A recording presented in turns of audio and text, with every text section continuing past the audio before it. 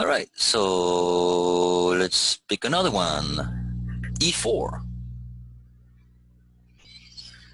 This one, we have not only one block, but we have two blocks.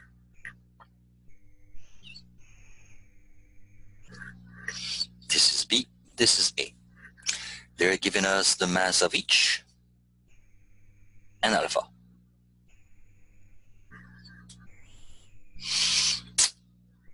They're at rest. Both blocks are at rest, so that confirms the fact the system is at equilibrium. If the system is at equilibrium, then we know that the sum of all the forces acting on the whole system or any subsystem is 0. They're asking us to figure out the normal force acting on both blocks and the tension between A and B and the tension between A and the wall. Woo! So we have obviously two systems, A and B. If we don't know which one to pick, flip a coin. You could pick A, you could pick B, or you could pick A and B. Let's see if we can pick B, because B seems to be the object that has the least amount of contact. Therefore, the easier and the simpler free body diagram. See what that's going to get us.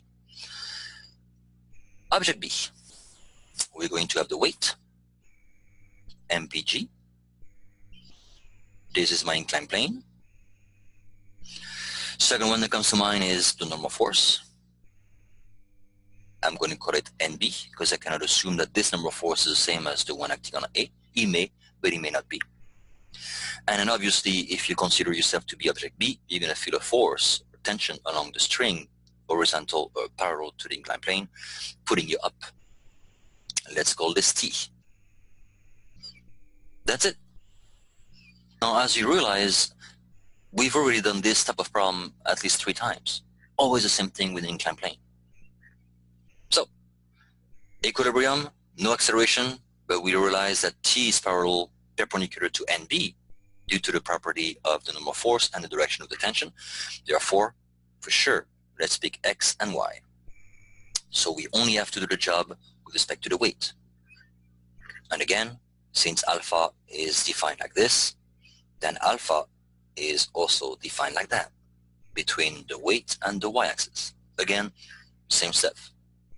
But feel free to re-practice the method just to be 100% sure.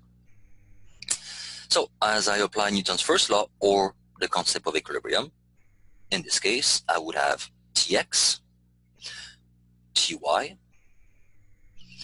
Nbx, Nby, and then Mbgx, which is going to be sine, and Mbg cosine.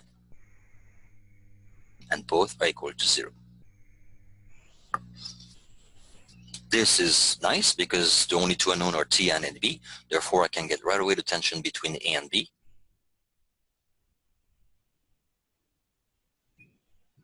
In Newton, and the normal force acting on B.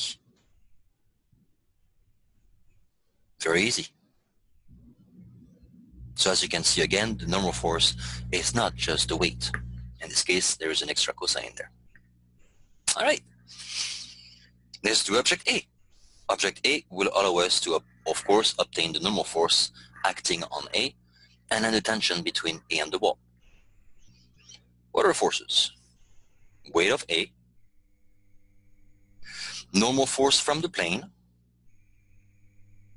This one, let's call it NA, because again, we cannot assume the normal force have the same value.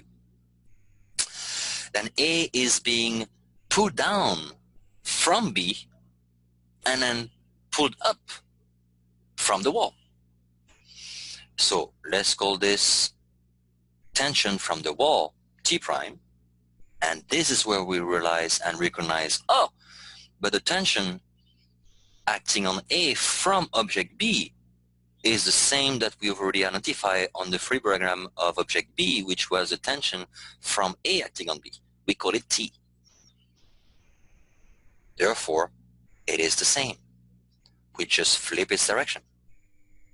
Same magnitude, let's give it the same name. That's where Newton's third law comes about. Perfect.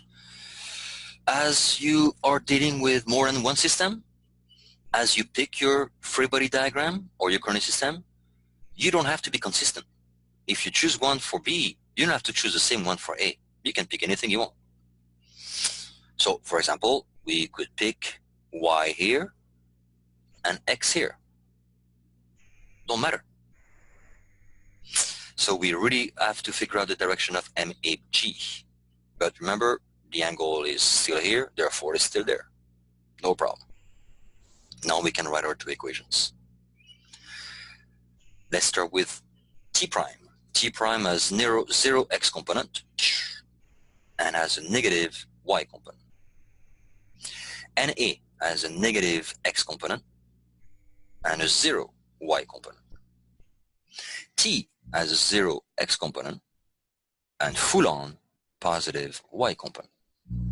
And an MAG will have both. So MAG in the X is the cosine. So obviously, sine for Y. Now let's check the signs. MAG in the X is positive, and in the Y, oh, also positive. All right. And both are equal to 0. Before we solve, let's identify a number of unknown. 1, 2, 3. But we know this guy. So really, it's only 2. So we can solve for NA very easily. MAG cosine alpha. And we can solve for T prime very easily.